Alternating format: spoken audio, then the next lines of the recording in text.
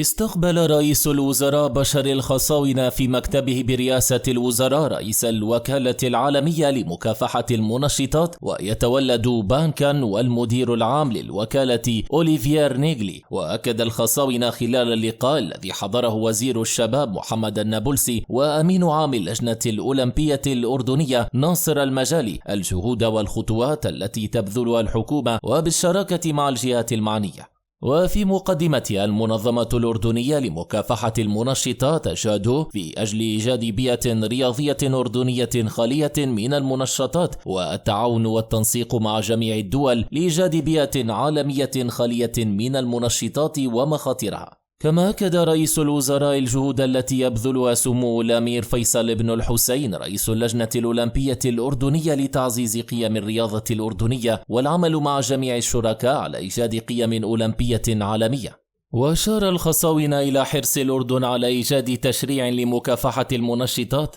وفيما يعمل على رفع تصنيف الأردن من الدرجة الثانية إلى الدرجة الأولى ضمن سلم تصنيف الوكالة العالمية لمكافحة المنشطات للدول وفقا لنسبة الوفاء بالمتطلبات الدولية. ولفت إلى أهمية الشراكة مع الوكالة العالمية لمكافحة المنشطات في بناء القدرات البشرية والخبرات ورفع الكفاءات، مشيرا إلى حرص الأردن على أن يكون مركزا للتميز بالمنطقة العربية وفي مجال التوعية والتثقيف بمكافحة المنشطات والتحذير من مخاطرها. من جهته أكد رئيس الوكالة العالمية لمكافحة المنشطات علاقات الشراكة والتعاون مع اللجنة الأولمبية الأردنية في مجال مكافحة المنشطات والتقدير لوصول الأردن إلى الدرجة الثانية ضمن سلم تصنيف الوكالة العالمية لمكافحة المنشطات للدول ووفقا لنسبة الوفاء بالمتطلبات الدولية، وهي أعلى درجة يمكن أن تصل إليها أي دولة لا تمتلك تشريعا أو قانونا لمكافحة المنشطات.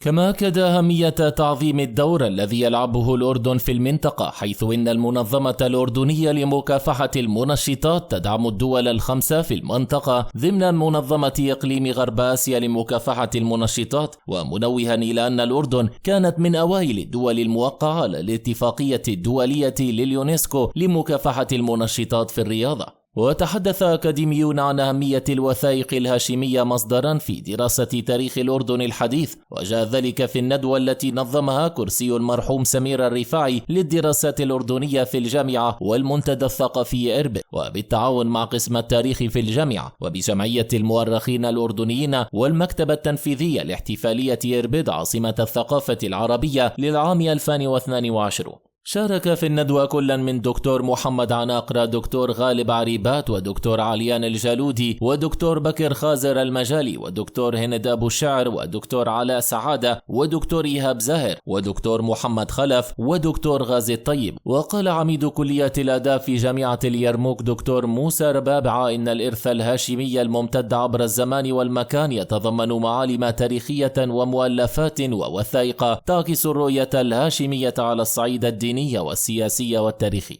ومؤكدا أن الهاشميين عبر مسيرتهم بذلوا التضحيات تلو التضحيات، وهذا ما تجسد في الوثائق الهاشمية والتي تعد إرثا عزيزا وبصمة مؤثرة تنطلق من الماضي وتنعكس على الحاضر وتستشرف المستقبل. ورأى ربابعة أن الوثائق تعد تجسيدا للجغرافيا والتاريخ وللذاكرة المحفوظة في الوجدان، كما تعد تسجيلا ورصدا للحظة التاريخية التي تعكس دور الهاشميين في المواقف والأحداث المهمة والتي شهدتها المنطقة عبر مسيرتها التاريخية. كما أن هذه الوثائق ترصد حركة التاريخ وسيرورة الأحداث وتؤسس لرهانات واشتراطات ظلت وما تزال تعيش في الضمير الأردني والوجدان العربي الإسلامي، وهي تكتنز رصيدا ثريا وغنيا من تاريخ الأردن المتدرج ومنذ نشأته وحتى اللحظة الراهنة، فهي تعد مرتكزا أساسيا للوعي باللحظة التاريخية منذ أن كان الأردن إمارة حتى أصبح دولة نموذجية فاعلة وعلى منسوبي المنطقة والعالم.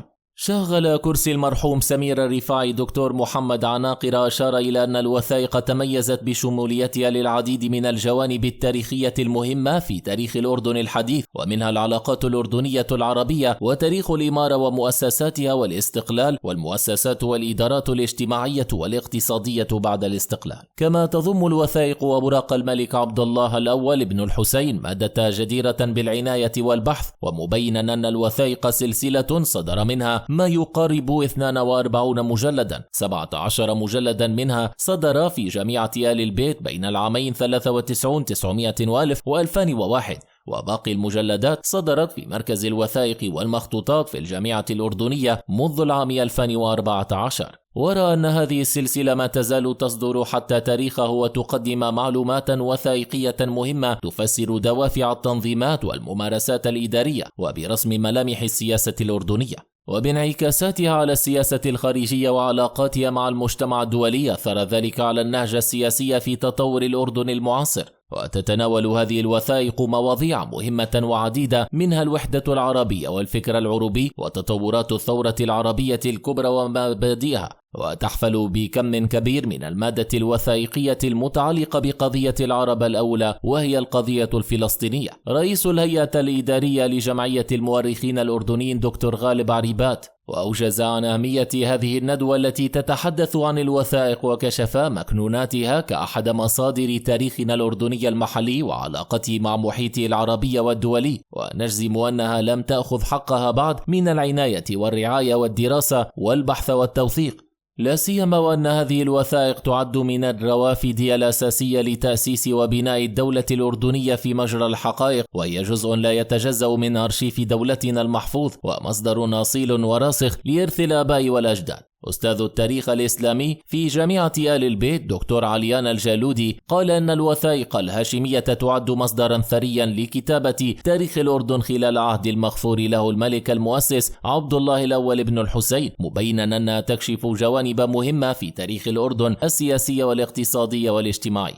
وتطور النظام والمؤسسات خلال مرحلة تأسيس الدولة الأردنية وتبين علاقات الأردن الخارجية مع محيطها العربي والدولي بموقف الأردن تجاه القضية الفلسطينية والدور الذي نهض به في حماية المقدسات الإسلامية والمسيحية في مدينة القدس، ولافتا إلى ضرورة تشجيع الباحثين والأكاديميين لتوظيف هذه الوثائق المهمة في بحوثهم ودراساتهم. وبدوره أشار الباحث دكتور بكر خازر المجالي إلى أن الوثائق تشكلت مع بدء تأسيس الدولة الأردنية عام 1921 كانت على شكل المراسلات والتقارير وما صدر في الجريدة الرسمية بقسيمتها الأولى جريدة الشرق العربي ومن ثم باسم الجريدة الرسمية، وتركزت على حقبة الملك المؤسس وتحمل اسم أوراق الملك عبد الله، وتضمنت الوثائق مواضيع إدارية وسياسية ومختلف جوانب الحياة للدولة. وأضيفت إليها وثائق حقبة المغفور له الملك طلال ومن ثم حقبة الملك الحسين طيب الله ثراه لتتناول بدء حياته كملك مع القضايا المختلفة في عصره خاصة في الستينيات والسبعينيات.